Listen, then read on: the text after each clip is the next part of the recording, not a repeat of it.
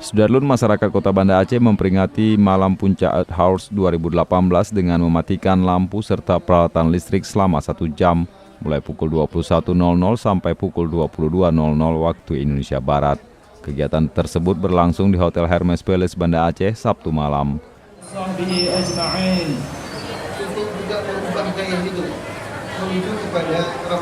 Kegiatan itu dihadiri Wali Kota Banda Aceh Aminullah Usman, istri Gubernur Aceh Darwati Agani, anggota DPR Bardan Saidi, serta jajaran SKPD Banda Aceh.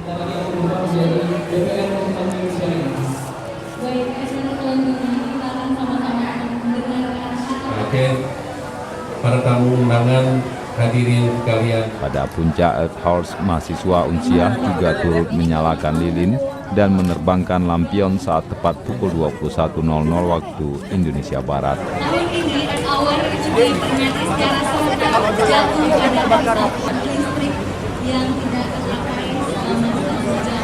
Di mana malam ini kita buktikan, kita ikut meramaikan dan merayakan dan mendukung sepenuhnya kegiatan Earth Hour tahun 2018 ini.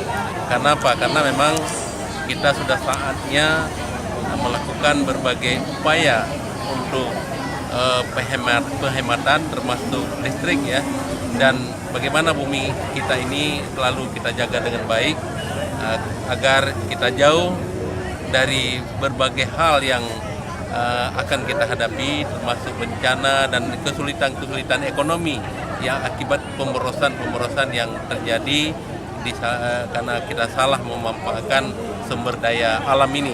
Maka kita harap juga masyarakat tidak hanya di Banda Aceh, seluruh dunia pun kita berharap sama-sama kita melaksanakan memelihara bumi kita, memelihara alam kita ini dengan baik agar terciptanya kesejahteraan bagi masyarakat di mana saja berada. Acara tersebut didukung oleh WWF Indonesia, komunitas pencinta lingkungan, koordinator tim Earth Hours Aceh, dan komunitas pendukung Earth Hours Aceh.